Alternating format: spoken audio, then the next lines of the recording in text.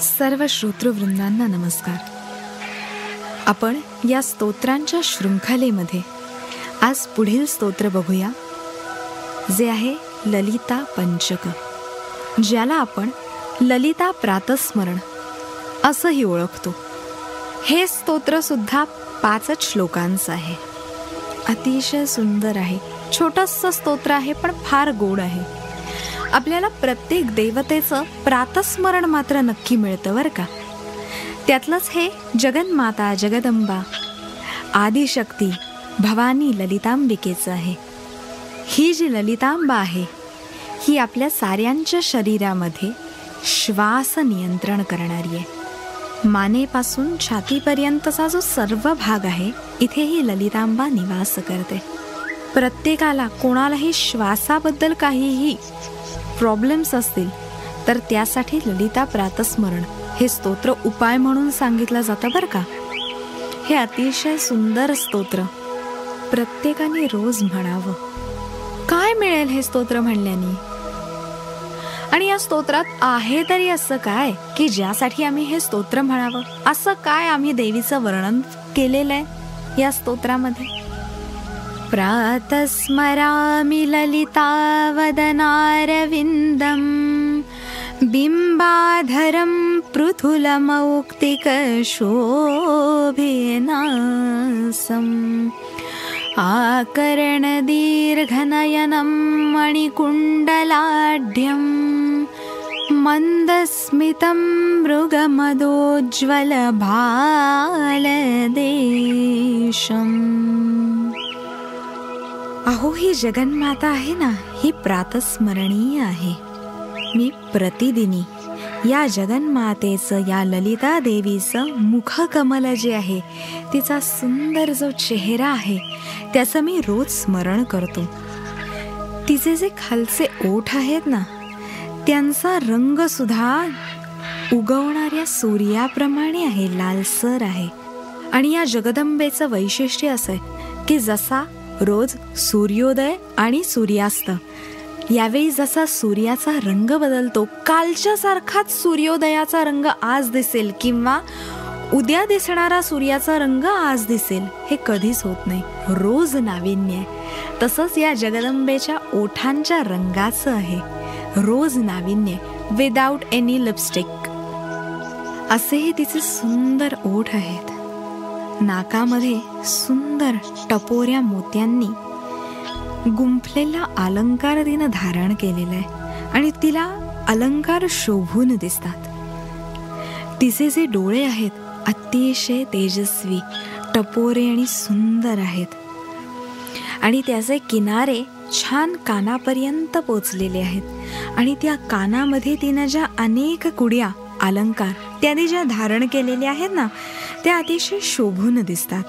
ही जगन्माता अतिशय मंद स्मित करणारी आहे. आणि अशा या जगन्मातेनं भाळावरती सुंदर कस्तुरीचा लेप धारण केलेला आहे. अहो, कस्तुरी हरणाच्या नाभीतून येणार आहे, सहज नाही उपलब्ध होत. पूर्वी असं सांगायचे की कस्तुरी सर्व लोक मस्तकावर धारण करायचे, इतकी ती सहज मिळत होती. त्यानंतर काळ बदलला. कस्तुरीच्या जागी सर्वांनी केशर वापरायला सुरुवात केली आणि केशराचा गंध वापरायला लागले. पुढे केशरही महाग झालं. मग आता त्याची जागा घेतली कुंकानं, हळदीचं कुंकू. आता हळद सुद्धा महागली, म्हणून आता रंगाचं कुंकू वापरायचे दिवस आले. एक काळ असा होता की ज्यावेळी रस्त्यावरचे सडे हे केशराचे असायचे, त्यावेळी कपाळावर कस्तुरी होती. पण आज आपली अवस्था अशी की रस्त्यावर आम्हाला सडे पाण्याचे घालावे लागतात. त्यामुळे कपाळावर आम्हाला हळदीचं कुंकू नाही मिळालं तर रंगच, खोटे रंगच वापरायची वेळ येते. आणि त्यामुळे सगळ्यांना ॲलर्जी विविध प्रकारच्या सुरू झाल्या.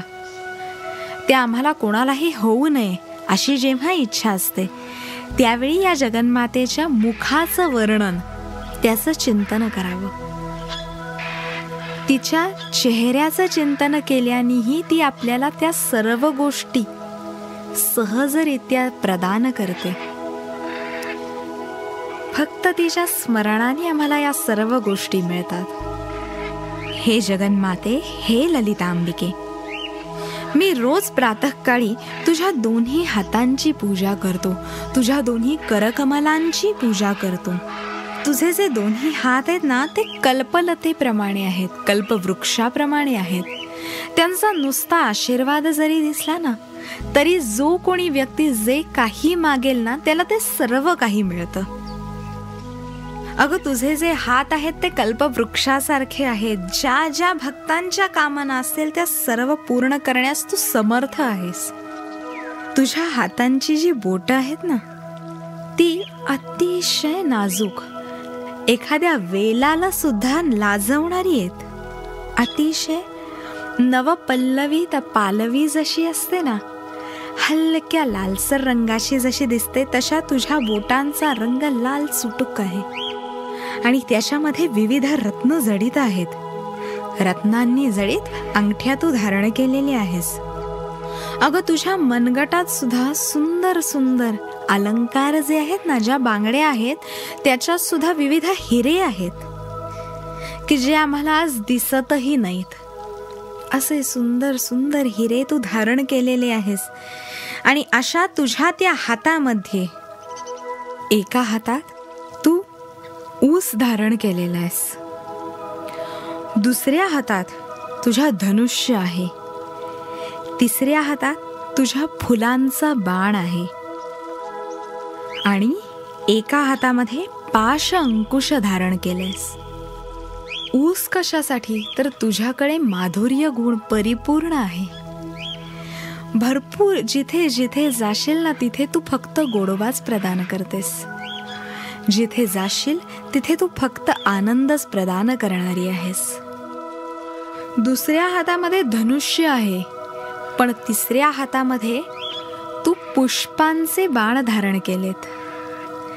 त्यामुळे लोकांच्या मनात द्वेष उत्पन्न होऊ देत नाहीस. प्रत्येकाच्या मनात प्रेम भावना उत्पन्न करवून देणारी आहेस. म्हणून तू पुष्पांचे बाण धारण केलेले आहेस. अशी ही जगन्माता आम्हा सर्वांवर कृपा करो. हे ललितांबा, हे जगन्माता, हे आदिशक्ती, प्रातःकाळी मी तुझ्या मुखकमलाचं आणि हस्तांनंतर तुझ्या चरणकमलांचंही वंदन करतो. भक्तांच्या हितासाठी आवश्यक ते देण्यासाठी तू सतत तत्पर आहेस. तू कायम तयार आहेस ग. फक्त आम्हालाच माहित नाही काय मागायचं ते. तू कायम वरदहस्त देणारी आहेस, वरदहस्त धारण केलेली आहेस. आम्ही जे मागू ते तू देणारी आहेस, पण आम्हालाच कळत नाही काय मागायचं. अगं, तू भवसागर रूपी भवसिंधूतून, भवसागरातून तारून नेणारी आहेस. ती तारून नेणारी तू नौका आहेस, पण आम्हाला हेच कळत नाही की हे भवसागर नक्की काय आहे. आम्ही तुझा महिमाच जाणू शकत नाही ग. अगं, हे जगन्माते, साक्षात भगवान विष्णू, त्यांच्या नाभी कमलातून उत्पन्न झालेले ब्रह्मदेव आणि इंद्रादी सर्व देवता तुझी पूजा करतात. अशी तुझी योग्यता आहे. तुझ्या चरणकमलांवर अंकुश, कमल, ध्वज इत्यादी शुभचिन्ह शोभून दिसतात. ज्योतिषशास्त्राप्रमाणे प्रत्येकाच्या हातावर जशी चिन्ह आहेत ना, हस्तरेखा जशा आहेत तशा पादरेखा सुद्धा आहेत. आणि पादरेखांवरून सुद्धा प्रत्येकाचं भाकीत बदलतं बरं का. आणि ज्यांच्या पायावरती ही सर्व शुभचिन्ह आहेत, कमळ आहे, अंकुश आहे, ध्वज आहे इत्यादी जी जी शुभचिन्ह ज्या ज्या व्यक्तीच्या पायावर आहेत, त्यांचं कर्तृत्व काही विशेष असतं. आणि हे सर्व चिन्ह अगं जगन्माते तुझ्या चरणकमलांवर आहेत. आणि नुसती तुझ्या चरणकमलांवर आहेत असं नाही, ही देण्याची क्षमता सुद्धा तुझ्याकडे आहे. एखाद्याचं भाकीत बदलायचीही ताकद तुझ्याकडे आहे. अशा हे जगन्माते, हे ललितांबिके, तुझ्या चरणी आम्ही नतमस्तक होतो. साक्षात भगवान शंकर त्यांचं जे तत्व ते शिवतत्व. अशा या शिवतत्व स्वरूपी अद्वय रूपी भगवान शंकरांची अर्धांगिनी आहेस तू. अशा हे ललिता भवानी, मी तुझी प्रातःकाळी नित्य स्तुती करतो. अगं ऋग्वेद, यजुर्वेद, सामवेद हे तिन्ही वेद सुद्धा नव्हे नुसतं वेदांचाच नाही, तर वेदातला जो शेवटचा भाग आहे, ज्याला आपण उपनिषद म्हणून ओळखतो, त्यातून तुझं खरं महात्म्य समजतं. वेदाच्या अंतिम भागात सुद्धा त्यांचे शब्द अपुरे पडतात ग भगवती. असं तुझं अलौकिक स्वरूप आहे. असं तू जगाला निर्माण करणारी आहेस. अशी ही करुणामयी जगन्माता, जिथे वेदही तिचं वर्णन करायला थकतात, तिथे प्रत्येकाला वाणी देणारी ही जगन्माता, प्रत्येकाकडे कल्पकता प्रदान करणारी अशी ही जगन्माता जी आहे, जी विश्वाची उत्पत्ती करणारी आहे, ही करुणेने परिपूर्ण आहे. अहो, विश्वाची उत्पत्ती, स्थिती आणि लय सारं काही हिच्याच इच्छेनं पूर्ण होतं. या जगातली कुठलीही गोष्ट ही या जगन्मातेच्याच इच्छाशक्तीने, तिच्या इच्छेने होते. चाले हे शरीर कोणाची सत्ते, अगं सारं काही तुझ्याच सत्तेनं चालतं ग. अशी ही जगन्माता जी आहे, जी वेदांची ही स्वामिनी आहे, पण या वेदांना तिचं पूर्ण ज्ञान नाही. ही अनिर्वचनीय व शक्ती स्वरूप आहे, पण हिच्या शक्तीचा आदी अंत समजतच नाही. हिचं वर्णन करता करता शब्द कमी पडतात, पण हिचं वर्णन करताना वाणी मात्र थकत नाही. मन हे वायू स्वरूप आहे, पण त्यालाही हवं त्या पद्धतीत वळवणारी जी जगन्माता आहे, अशा या जगन्मातेची आम्ही प्रार्थना करतो. अहो, जे मन आहे ना, ते हवं तसं हवं त्या व्यक्तीला हव्या त्या पद्धतीनं वळवतं, पण या मनाला सुद्धा त्या जगन्मातेचा ठाव लागत नाही. अशी ही जगन्माता. अशा या जगन्मातेचं प्रातःकाळी पुण्यदायक असं सार्थ नामांनी, तिचे जी अनेक नामं आहेत, अनेक स्तोत्र आहेत, यांनी मी तिची प्रार्थना करतो, तिची स्तुती करतो, ते उच्चारण करतो. त्या उच्चारण केल्यानेच तू सर्व कामना पूर्ण करणारी आहेस. अशी ही कामेश्वरी आहे, प्रत्येक इच्छा पूर्ण करणारी आहे. अगं लक्ष्मी सुद्धा तुझंच एक रूप आहे. तूच कमला आहेस. शंकरादी दैवतांना तू स्वामिनी आहेस, आणि म्हणूनच तुला महेश्वरी सुद्धा म्हणतात. सर्व विश्वाचं शम शांत करणारी, कल्याण करणारी अशी ही शांभवी आहे. अशी तू जगन्माता आहेस. तू स्वप्रकाशीही आहेस, आणि सर्व परप्रकाशी जे आहेत त्या सर्वांना प्रकाश देणारी आहेस. अशी तू पराशक्ती आहेस. तू सर्वांच्या मध्ये, सर्वांच्या वाणीमध्ये निवास करणारी वाग्देवी आहेस. स्थूल, सूक्ष्म व कारण अशा तिन्ही देहांमध्ये तू निवास करणारी आहेस. या सर्वांची तू अधिष्ठात्री देवता आहेस. अशी तू त्रिपुरेश्वरी, त्रिपुर सुंदरी आहेस.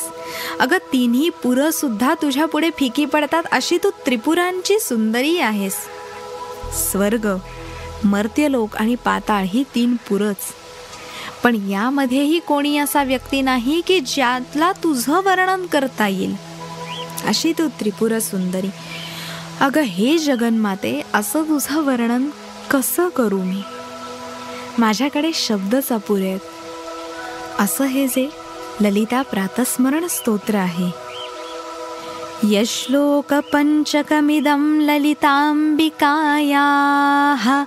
सौभाग्यदं सुललितं पठते प्रभाते तस्मै ददाति ललिता झटिति प्रसन्ना विद्यां श्रियं विमलसौख्यमनन्तकीर्तिम्.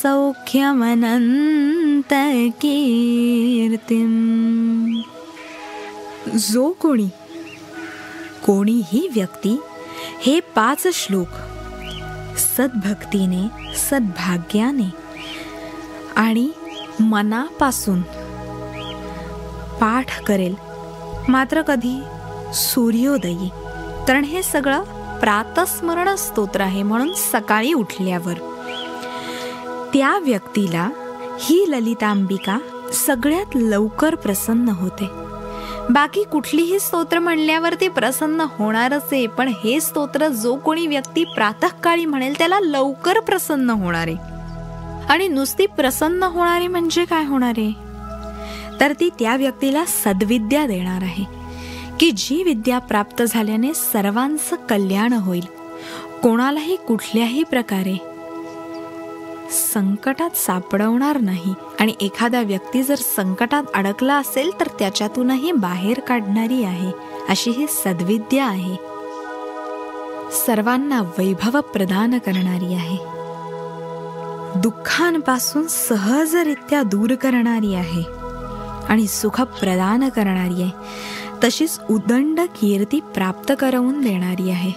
मरावे परी कीर्ती रूपे उरावे. आणि कीर्ती जी असेल ना, ती सुद्धा 2 प्रकारची असते, एक दुष्कीर्ती आणि एक सुकीर्ती. आणि कोणताही व्यक्ती जो या जगन्मातेची प्रार्थना करतो त्याला सुकीर्ती प्राप्त करवून देणारी अशी ही ललितांबिका ही जगन्माता आहे. अशा या जगदंबेच्या चरणी आम्ही साष्टांग नमस्कार करतो. असं हे ललिता प्रातस्मरण आता आपण म्हणूया.